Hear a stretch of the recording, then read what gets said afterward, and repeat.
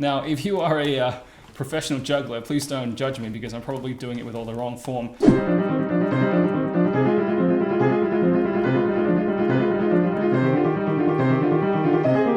One of the hard things about playing the piano is you have to do it fluently with both of your hands. Only 1% of the world population are ambidextrous, which means they're equally skilled in using their right and left hand. I've taught students like this before. It's really bizarre. They write with their right hand and then they can play tennis with their left hand. I certainly am not as skilled. I personally am right-handed like most of the world, and I've always been interested to see how I can improve my right hand to be as skilled as my left hand. Hi everyone, I'm Jazer. In this video, we're going to talk about how to make your left hand as good as your right hand in piano playing. I have 4 ideas for you to try in this video, so make sure that you stick to the end to watch all 4 ideas because you might really find some gold nuggets in here. Before we get to the 4 ideas of how to make your left hand as good as your right hand, make sure you like and subscribe to this channel so you stay in touch with these free piano tutorials and lessons. Idea number 1 is to try to use your left hand more in life. Now, one of the simple ways I did that was by using the whisk. So when I'm making pancake mix or whatever, I used to use my right hand all the time because it's my dominant hand, but then these days I'm trying to use my left hand more because this action is not so complicated that my left hand can't do it, and I'm sort of giving my left hand some baby steps, right? So just using my left hand to do these kind of simple actions. Another idea would be for forks. So for forks, when you're grabbing like fruits or something, you don't have to use your right hand. Sometimes you can just go and use your left hand, just so you start to utilize it more and build more neural connections so you get some better control of doing left hand things. Now, on this topic of trying to use your left hand more in live, I have a bonus activity for you to try. I'm not going to teach you how to do this, but it's certainly something you can try, and it's this. Now, if you are a professional juggler, please don't judge me because I'm probably doing it with all the wrong form. But I tried to learn how to do this because I wanted my left hand to cooperate with me more. When I was trying this at the start and I was doing sort of simple actions like this, I realized that it was so much easier to do even just to throw and catch with my right hand than my left hand. You know, when I do with my left hand, it sort of feels really rigid and robotic. So I tried to learn how to juggle, and learning how to juggle has given me lots of coordination points for my left hand, and I'm starting to feel more control in this weaker hand. Now, the point I'm trying to make here with, using your left hand more in life is that when piano players experience that they're having weak left hands, it's not so much, I think, a piano specific problem, but it's more of a life problem.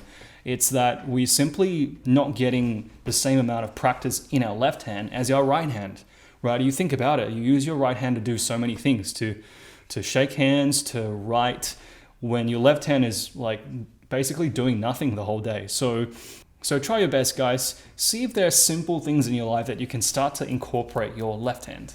Idea number 2 for making your left hand as good as your right hand is to try to play right hand melodies with your left hand. Now, I'm going to try a few pieces here on the piano. I won't tell you what they are. If you know what they are, comment down below. I'll probably get them all wrong, so let's see if they are easy to discern.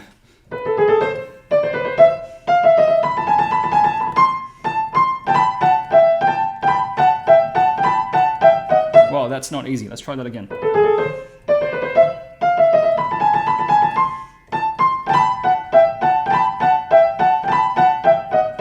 Much better.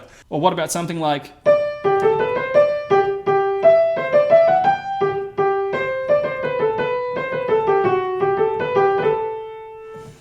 Or perhaps...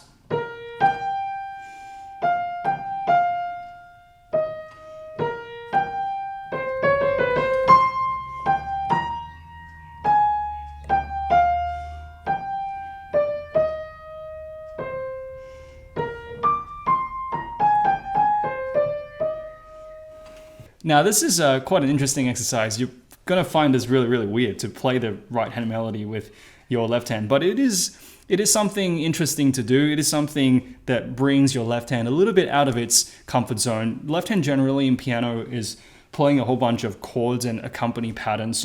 And to give the left hand this important melodic line is it's not easy to do, and to play it phrased as well, phrased and musically, that's even harder. Okay, moving on to idea number 3. Idea number 3 is to keep your left hand fingers low at all times. Now, what am I talking about here? Now, when you're playing your left hand, let's say you were playing the Alberti bass on C. So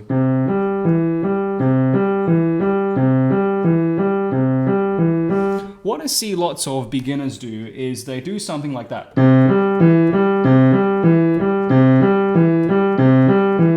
Their fingers sort of fly up when they're not playing that specific note. And what I want to encourage you to try to start to do is to just keep them really grounded and low. Do you see that? I'm sort of just, it's almost like the fingers are always in contact with the keys, right? It presses, and when it comes up, it still actually is still in contact with the key bed.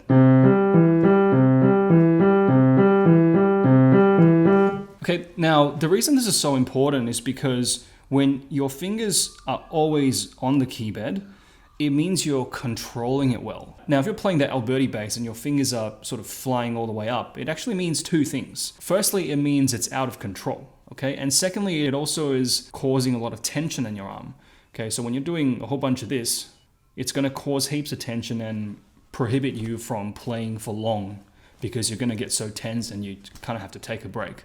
So try your best to keep your fingers low. It's going to be challenging, I promise you that, but the more you do it, the more you're going to start to feel like you have this control of it, right? Like I was saying earlier in the video, you're building this neural connections from your left hand to your brain, and the more you attempt to do these kind of difficult and small controlled movements, the better you're going to play your left hand. And moving on to our last idea, idea number 4 is to practice exercises. Now, I have recommendations for both beginners and also intermediate or advanced students. For beginners, I definitely recommend the Hanon. So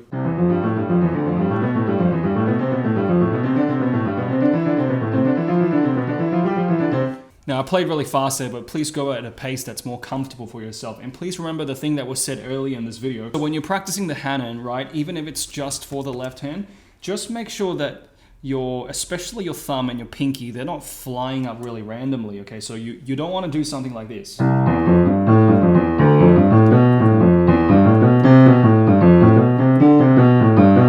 Beginners that are playing this, you might find that it feels really wobbly when you practice at the start, but what I want you to try to do is to keep them super duper grounded, okay? So see that? It's like the thumb is never really leaving the key bed.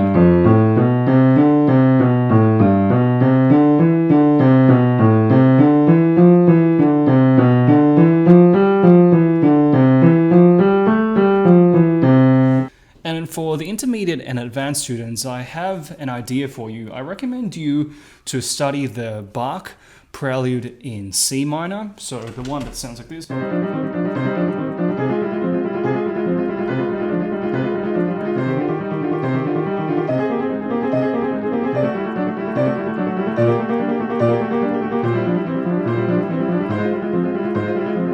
Now this piece really helped me to build some good control for my left hand. So when you're starting to play this piece, make sure you are keeping those fingers low.